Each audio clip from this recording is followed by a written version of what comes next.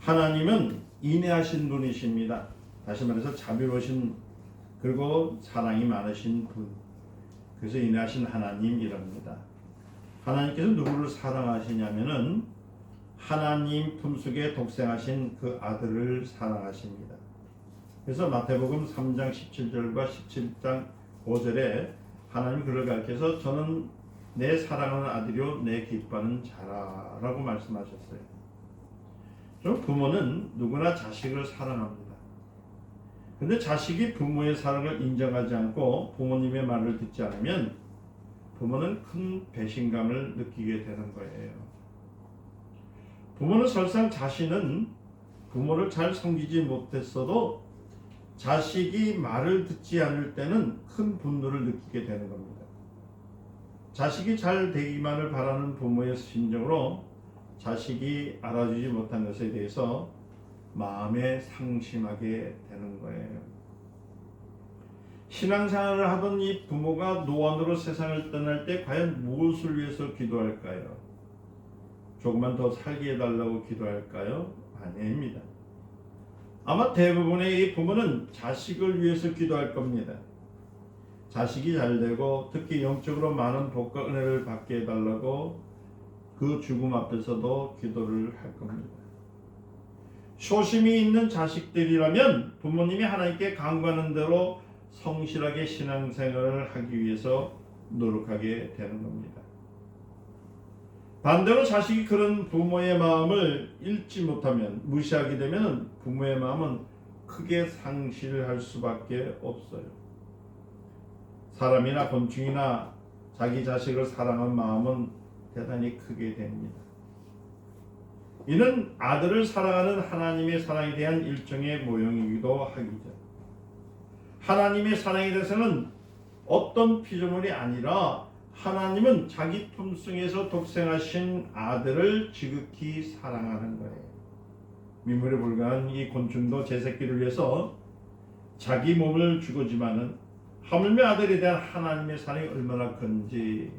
그래서 요한복음 3장 16절에 하나님이 세상을 이처럼 사랑하사. 하나님께서 사랑하신 이를 아는 것이 우리의 신앙이십니다. 여러분들이 믿음이 뭡니까? 신앙생활이 뭡니까? 하면 거의 대부분이 보면은 우리 아들 잘 되게 해주세요. 우리 복되게 해주세요. 축복받게 해주세요. 이렇게 해서 끝을 냅니다. 근데 신앙생활은 하나님을 믿는 거예요. 그리고 하나님이 사랑하시는 아들 예수 그리스도를 믿는 겁니다. 예수가 누구냐고 질문할 때에 우리는 하나님께서 사랑하시는 아들입니다 라고 대답할 수가 있어야 돼요. 그래서 제가 그랬죠. 작년에 우리 할 때마다 주는 그리스도시여 살아계신 하나님의 아들입니다 고백을 하세요 했던 이유가 거기 있어요. 하나님은 그 사랑하는 아들을 우리에게 보내주셨어요. 하나님의 보내심을 받고 우리에게 보내신 그분이 누구냐면 바로 그리스도십니다. 예수 그리스도. 그러므로 예수님은 하나님의 사랑하신 아들이며 그의 보내심을 받은 그리스도이신 것을 우리가 믿어야 되는 겁니다. 교회들이 많이 있습니다. 크고 또 화려한 교회들이 있고 또 현란하게 자기 PR을 위해서 또 탤런트처럼 행하는 교회들도 많이 있습니다. 하나님이 바라시는 교회는 무엇을 자랑하고 무엇을 나타내는 것이 아니라 누굴 만난다고요? 하나님의 아들을 만나기 위해서 그것을 제공하는 것이 교회이지, 이 교회에서 뭐 유랑이나 오락이나 뭐 어떤 만남 그런 것을 위해서 하는 것은 아니라는 겁니다.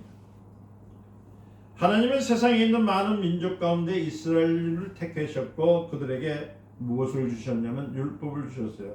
율법은 공의의 법입니다. 공의라는 것은 뭐냐면 그 금을 거놓고 이 금을 밟으면 죽어 하는 것처럼 이렇게 율법을 만들어 놓으셨어요.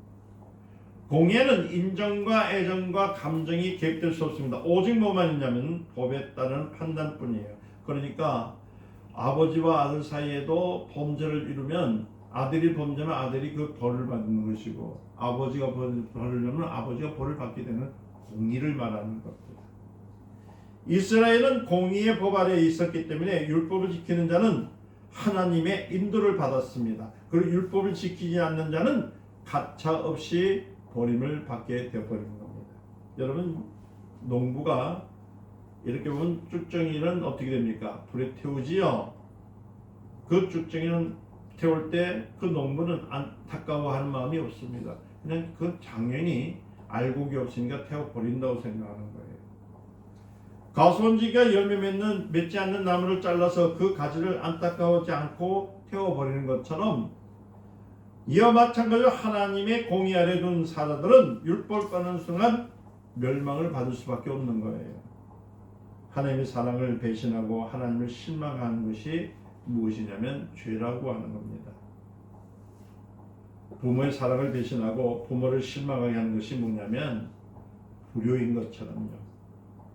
자식이 부모를 무시할 때에 부모가 느끼는 배신감은 세상 어떤 사람들부터 무시를 당할 때 느끼는 그 고통보다도 더 견디기 힘들고 모욕적인 겁니다.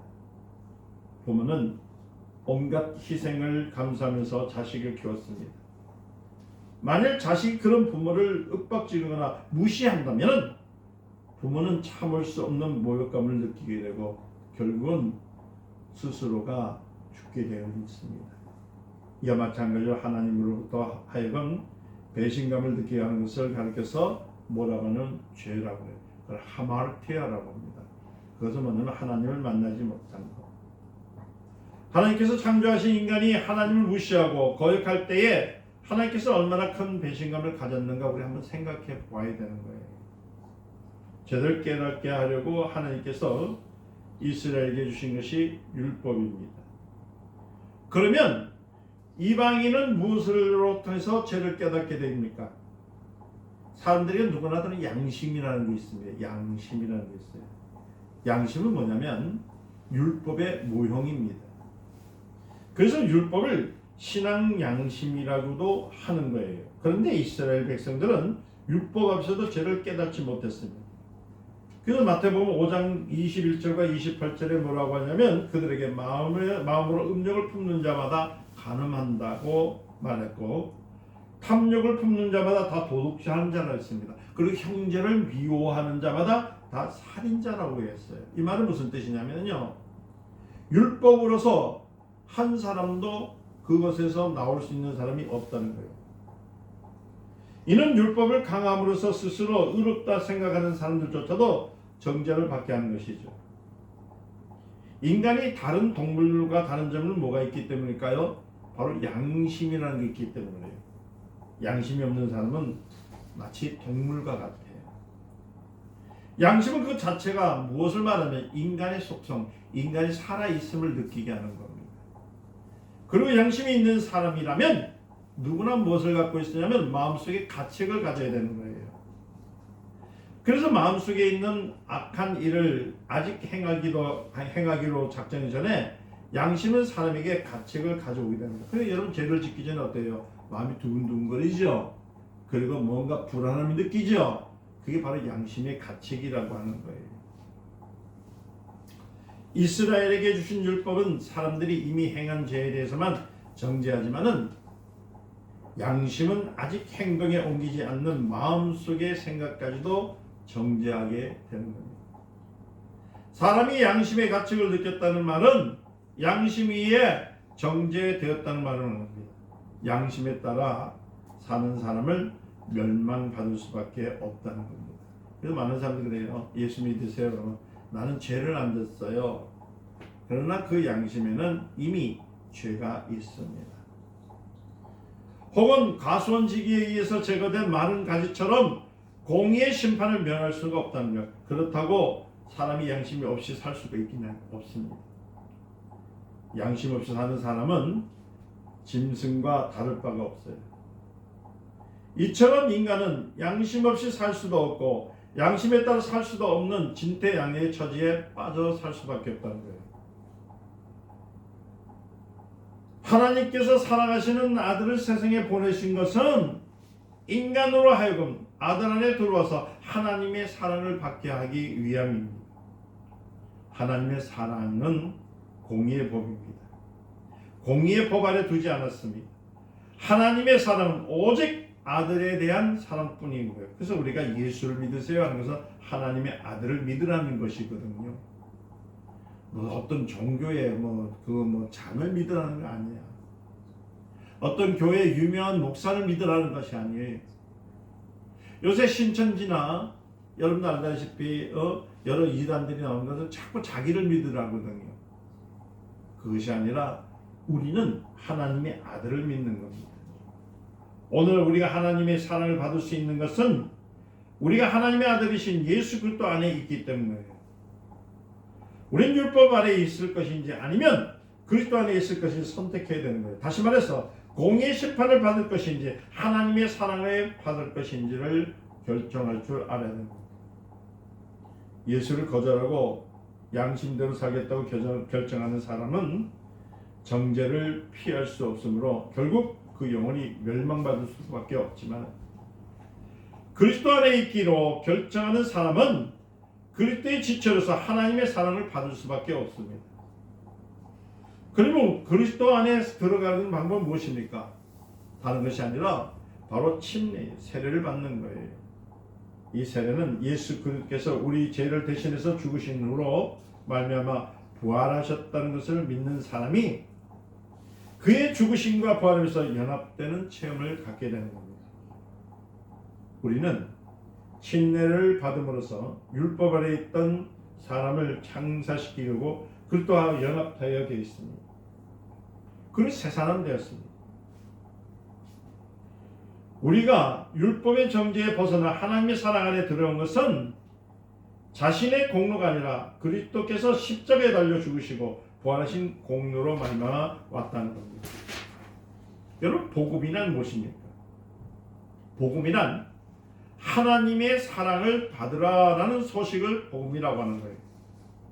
그 어떤 사람은 하나님 앞에서 하나님, 저는 죄를 안 졌습니다. 그러니 제게 복을 주십시오. 이렇게 기도합니다. 이런 기도는 응답을 받을 수가 없다는 겁니다. 사람이 자기의 입으로 죄가 없다고 말할지라도 하나님께서 배신감을 느끼고 계신다면 무슨 의미가 있겠냐는 거예요. 우리가 자기 양심을 의지하고 있을 때는 하나님 옆에 기도를 상답받을 수가 없습니다. 하나님 옆에 나아가고자 하는 자는 먼저 자신이 죄인임을 시인하고 은혜를 받아야 되는 거예요. 그리스도인이라는 것은 율법 안에 있지 않냐고 누구 안에요? 그리스도 안에 들어와서 하나님의 사랑을 받는 것. 그래서 제가 늘 말씀드려요. 너희는 하나님의 성전이 했잖아요. 그건 뭐냐면 하나님의 사랑을 받는 자들이니 라는 말과 같아요.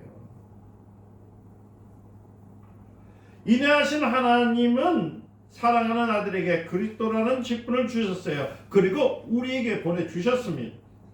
예수님께서 하나님의 아들이시며 그리스도이심을 믿는 사람은 그리스도의 공로를, 은혜를 받아서 율법에서 벗어나서 예수 그리스도와 연합됩니다. 그러니까 하나님께서 아들을 사랑하시는 그 사랑을 누구한테요? 아들 안에 동일하게 받고 있는 사람. 그러니까 하나님이 예수를 사랑하는 것처럼 예수 안에 있는 우리도 하나님은 우리를 사랑하시는 거예요. 그러니까 여러분들이 어떤 환난이나 얼음이나 핍박이 있고 괴로움이 있을지라도 누가 도와주신다고요? 하나님께서 도와주시는 거예요. 고양이 그래서 낮에는 무슨 기둥? 구름 기둥. 밤에는 불기둥. 이것은 뭐냐면 항상 하나님의 도우심이 있다는 거예요. 사람이 살아갈 때 누군가가 나를 도와주는 사람이 있으면요, 그것만큼 좋은 것이 없거든요. 그렇잖아요. 예를 들어 돕는 사람이 10명 있으면요, 그 사람은요 힘이 10배나 있는 거예요. 그런데 거기에 돕는 사람 100명이 있으면요 100배나 힘이 있는 거예요. 그러니까 여러분, 대기업이 왜 힘이 센 줄 아세요? 대기업이란 말은 수천 명, 수십만 명이 뭐예요? 돕고 있다는 뜻이거든요. 그래서 그 기업의 회장이 될 때는 어떻겠습니까? 자기가 노력을 하는 것이 아니라 밑에 있는 사람이 도움을 통해서 그 자리에 올라가 있으니까 얼마나 그 위기가 크고 위험이 큽니까? 이와 같이 자기를 도울 수 있는 사람이 있다는 거 한 사람만 있을지라도 힘이 날진데, 하물며 천지 만물을 만드신 하나님이 나를 도와주시는데 무슨 힘이 그렇게 없어지냐고. 여러분들, 침례는 단순한 종교의식이 아니에요. 자신이 죄인임을 시인하는 겁니다. 다시 말씀드려 하나님을 믿지 않는 죄를 용서해달라는 그 시인이 바로 침례라는 겁니다. 그러니까 주님과 함께 침례를 받게 되면 그것도 하나님의 자녀가 됩니다. 자녀가 되는 순간부터는 하나님의 도우심이 있습니다. 그럴 때는 환난과 핍박과 어려움과 가난과 저주에서 우리를 건져 주십니다.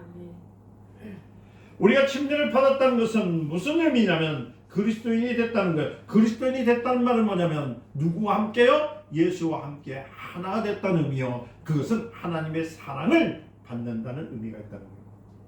다시 말해서 더 이상 율법이나 양심을 따라 살지 않고 하나님의 은혜로 그의 안에서 거하게 된다는 그 의미를 갖고 있다는 거예요. 그러니까 이러한 믿음이 없이 하나님께 예배를 드려도 예배가 상달되지 않습니다. 기도를 드려도 기도가 되지 않는 이유가 뭡니까? 그리스도 안에 있지 않기 때문에. 율법 아래에 있는 사람은 그리스도인이 아닙니다. 그리스도인이 아니면 하나님의 사랑을 받을 수가 없습니다. 우리가 하나님으로부터 받는 사랑은 하나님께서 예수 그리스도로 살아가시는 그 유일한 사랑뿐인 것을 우리가 알아야 되는 거예요. 그래서 하나님은 사랑이시니 했을 때 이 사랑은 어떤 사랑이요? 그리스도의 사랑이니 라는 표현이 맞다는 거예요. 하나님에게 예수 그리스도를 사랑하시는 사랑 외에는 다른 사랑이 없음을 알아야 되는 거예요. 그래서 수많은 교인들은 자꾸 사랑하니까 에로스적인 사랑을 가지고 얘기하는데 그 사랑은 위험한 사랑이에요. 성도가 목사가 성도를 어떻게 사랑할까요? 그 에로스적인 사랑으로 사랑하면은 그건 뭐 문성명이보다 더한 것이지. 착각들 하지 마세요. 우리에게는 그리스도의 사랑이 있습니다. 그리스도의 사랑은 에로스가 아니라 아가페입니다. 아가페는 무슨 사랑입니까? 죽기까지 우리를 사랑하신 그 피 흘리심의 사랑, 그 피 흘리심의 사랑을 우리가 그것을 전하는 것인데 교회에 와서 누가 누구를 좋아한다, 누구를 사랑한다 이런 말 하면 되지가 않아요. 그것은 하나님의 말씀에 어긋난 일입니다. 하나님 말씀 에베소서 1장 3절에서 6절에 보니까 찬송하려다 하나님 곧 우리 주 예수 그리스도의 아버지께서 그리스도 안에서 하늘에 속한 모든 신령한 복으로 우리에게 복을 주시되 곧 창세전에 그리스도 안에서 우리를 택하사 우리를 사랑 안에서 그 앞에 거룩하고 흠이 없게 하시려고 그 기쁘신 뜻대로 우리를 예정하사 예수 그리스도를 말미암아 자기의 아들들이 되게 하시니라. 누구의 아들들? 하나님의 아들들이 되게 했다는 거예요. 이는 그의 사랑하는 자 안에서 우리에게 거저 주신 바 그의 은혜의 영광을 참여하게 하려 하십니다. 그래서 우리는 하나님께 뭘 돌리냐면요, 하나님께 영광을 드리는 거예요. 찬양을 드리는 거예요. 자녀는 찬양을 할 수 있어야 돼요. 우리가 자칭 그리스도인이라고 말할 수 있는 것은 교회에 다니고 있기 때문이 아니라 하나님의 사랑을 받고 있기 때문이라는 것을 우리가 알아야 되는 거예요. 하나님의 사랑을 받기 위해서는 우리는 옛사람을 장사 지내는 확실한 체험이 있어야 되는 겁니다. 오늘 우리가 그러한 체험을 할 수 있는 것은 하나님께서 우리에게 그리스도의 공로를 은혜로 주셨기 때문인 거예요. 그래서 은혜라는 것은 다른 게 아니에요. 어떤 사람은 은혜라니까 뭐 우리 집에 강아지가 새끼를 10명 낳았으니까 은혜입니다라고, 뭐 좀 어려운 일이 있는데 그것을 피해가니까 은혜입니다 이렇게 얘기하는데 그것도 뭐 은혜라고 볼 수 있겠죠. 그러나 은혜는 다른 것이 아니라 그리스도의 공로를 우리가 의지했을 때 은혜입니다. 아멘. 그리스도의 공로는 뭐예요? 우리를 위해서 죽기까지 사랑하신 하나님의 사랑. 하나님의 사랑을 받는 데는 우리 자신의 공로가 전혀 필요 없다는 것을 알아야 되는 거예요. 교회 와서 뭐 헌신하라니까 물질 주고 청소하고 뭐 다른 거 한다면 그게 봐서 뭐 그신 줄 아십니까? 공로인 줄 아십니까? 아니라는 거예요. 우리는 자신의 양심을 의지하지 말아야 됩니다. 양심이. 그래서 제가 그러잖아요. 여러분들에게 죄를 졌으면 또 회개하면 된다. 그래서 제가 항상 하는 말이 뻔뻔하시오 했던 말이 그거예요. 죄 졌으면 회개하면 되지 뭐. 또 용서해 주시는 하나님 있으니 용서하면 되는 거예요. 만약 죄를 졌는데 그 용서를 구하지 않고 있으면 그 마음 속에 무엇이 이루어지냐면요, 그 죄가 자꾸 쌓여서 결국은 화인 맞은 자처럼 돌아올 수가 없게 되는 거예요. 그렇기 때문에 우리는 자기 양심을 의지하지 말아야 됩니다. 우리는 하나님의 은혜를 받아야 되는 거예요. 마귀는 말합니다. 너는 죄인이면서 어찌 하나님의 사랑을 받으려고 하느냐. 그러면서 우리의 양심을 자꾸 자극하거든요. 그때 우리는 이렇게 얘기해야 됩니다. 나는 그리스도 안에 있어서 이미 하나님의 사랑을 받았느니라 라고 담대히 대답할 수가 있어야 돼요. 어떤 사람은 말합니다. 죄짓고 용서받고 또 죄짓고 용서받으면 구원받을 사람이 어디 있겠냐고. 아무도 없겠다고 생각합니다. 그렇습니다. 구원을 받을 사람은 아무도 없습니다. 그러나 죄 지음을 받았으면 본받는 게 양심인 것입니다. 그러나 양심에 딸려가는 사람은 멸망을 받을 수밖에 없다는 것을 알아야 돼요. 우리는 오늘 밤에 세상을 떠나더라도 먼저 은혜를 받아야 됩니다. 그 은혜가 뭐예요? 그리스도의 은혜, 공로, 예수 그리스도의 공로. 은혜를 받지 못한 채 세상을 떠나게 되면 그 영혼은 영원히 지옥에 들어갈 수밖에 없다는 겁니다. 우리는 귀신을 쫓을 때에도 귀신의 자기 정체를 드러내는 울부짖는 것을 보게 되잖아요. 생전의 양심에 따라 아무리 착하게 살던 사람이라도 하나님의 은혜를 받지 않으면 공의의 법에 따라 형벌을 받을 수밖에 없음을 우리가 알아야 되는 거예요. 그래서 신앙생활은 양심에 따라 하는 것이 아니에요. 무엇을 따라요? 믿음에 따라서. 그때 공로를 따라서 하는 거예요. 그러니까 여러분들은 거저주신 그 사랑, 거저주신 은혜 가운데서 그냥 앉아서 말씀을 들으면 되고 말씀대로 따라가면 되는 거예요. 뭐 돈을 내라, 노력을 해라, 탑을 쌓아, 뭐 높이 뛰어라, 이런 거 하는 것이 아닙니다. 내 영혼을 위해서, 내 영원한 하나님 나라에 살기 위해서 내가 주님을 의지하는 거예요. 우린 다 죄인이야. 처음 날 때부터 우리는 다 범죄한 사람들입니다. 그러나 예수 그리스도의 흘리신 그 보혈을 의지함을 통해서 내가 죄인이 된 것이 아니라 의인이 되었다는 사실. 아멘. 우리는 여러분들은 자기 양심에 따라 사지 마시기를 예수는 축원드립니다. 자꾸 양심을 찾는 사람들은요, 자기 안에 죄가 더 크다는 거예요. 그래서 주님이 그러시잖아요. 형제 뭐 티를 보지 마라. 네 눈에 들보를 보라. 그때 은혜로 하나님의 사랑을 받기를 노력하시기를 예수는 축원드립니다. 한 번 더 말씀드립니다. 하나님의 자녀는 하나님이 끝까지 지켜주세요. 하나님께서 끝까지 지켜주십니다. 하나님께서 끝까지 비춰주십니다. 그래서 하나님의 자녀들은 머리가 될지언정 꼬리가 되지 않아요. 잘 되는 일이 있습니다. 다 잘 되게 되어 있어요. 그러므로 여러분들이 이렇게 기도하세요. 내 영혼아 하나님의 사랑을 받자. 시작. 내 영혼아 하나님의 사랑을 받자. 시작. 내 영혼아 하나님의 사랑을 받자. 한 번 더 시작. 내 영혼아 하나님의 사랑을 받자. 하나님의 사랑을 받으셔서 승리하시기를 예수님으로 축원드립니다. 기도합니다. 하나님 사랑합니다. 충만케 하여 주시고 이끌어 주심을 감사합니다. 이제 독생자의 은혜 가운데 거하는 우리가 되게 하시고 한 해에 놀라운 이적을 갖게 하옵소서. 예수님의 이름으로 기도드리옵나이다. 아멘.